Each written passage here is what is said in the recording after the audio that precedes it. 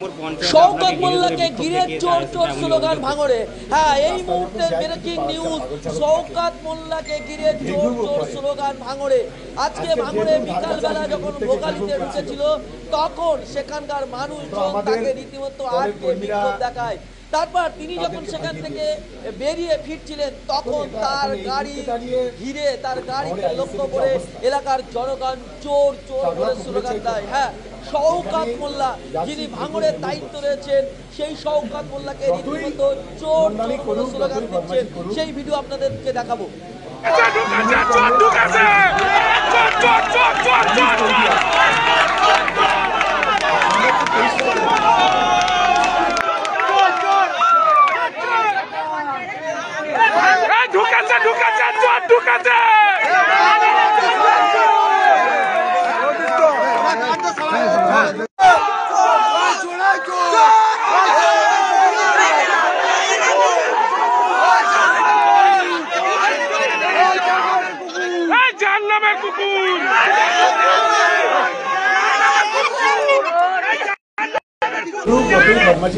আপনারা শুনলেন শওকত মোল্লার গাড়ি তৃণমূল কংগ্রেস তখন কিন্তু শওকত মোল্লাকে মানুষ তৈরি আছে স্লোগান দিচ্ছিল জনতা।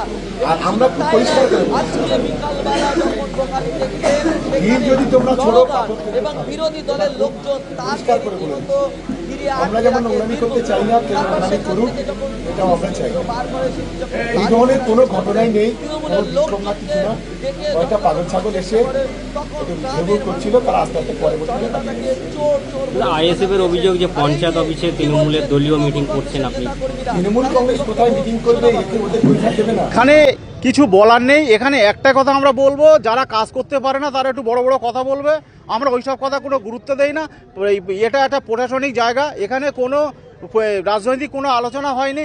আমাদের এখানে আজকের অনেকগুলো সরকারি প্রোগ্রাম ছিল, সেই সরকারি প্রোগ্রামে আমাদের মাননীয় অভিভাবক, তিনি ভাঙড়ের দায়িত্বে আছেন, তিনি ভাঙড়ের অবজারভার মাননীয় অভিষেক ব্যানার্জি ও মাননীয় আমাদের মমতা ব্যানার্জি, আমাদের যিনি পশ্চিমবাংলার দায়িত্ব নিয়ে সমস্ত গরিব দুঃখী মানুষের দায়িত্ব নিয়ে কাজ করছেন, তাঁর নির্দেশে তিনি এসছেন, তিনি সাধারণ মানুষের কাজ করার জন্য এসছেন। এখানে পার্টির কোনো মিটিং হয়নি, পঞ্চায়েত অফিসে যেভাবে প্রশাসনিক কাজ করা হয় সেইভাবেই করা হচ্ছে।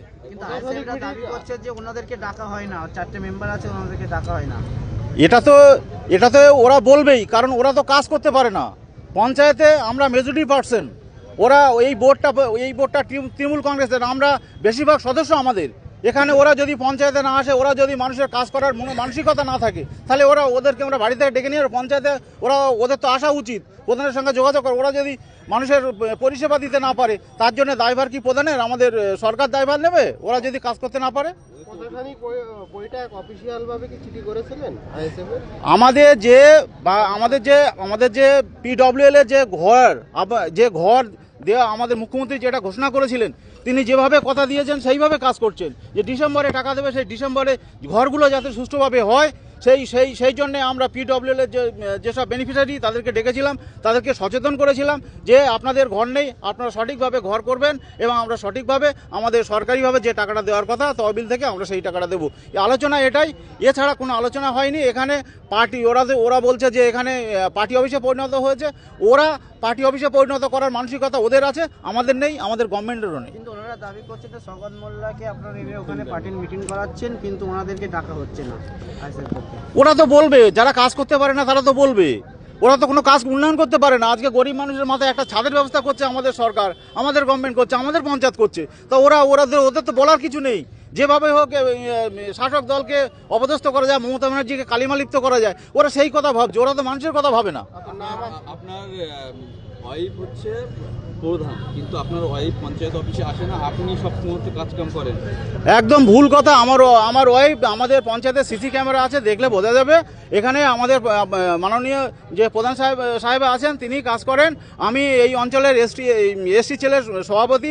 আমাদের এখানে যে গরিব দুঃখী মানুষ আছে তাদেরকে যারা যাতে পরিষেবা পায় সেই সহযোগিতা করি, এছাড়া অন্য কিছু না। আমার নাম প্রবীর গাইন, প্রধানের হাজব্যান্ড ও এই অঞ্চলের এসটি সেলের সভাপতি। প্রধান ছিল? হ্যাঁ, অবশ্যই ছিল, প্রধান ছিল। আজকে মূলত যে অভিযোগ, এখন আমরা যখন গিয়ে সেক্রেটারি সাহেবকে ধরি, প্রথমে সেক্রেটারি সাহেব বলছে যে ওদের মনে হয় 23 তারিখ। আমি বলি, উপরে কি হচ্ছে? সেক্রেটারি সাহেব বলছে যে এখানে প্রথম মিটিং ছিল আবাস যোজনা সম্পর্কে।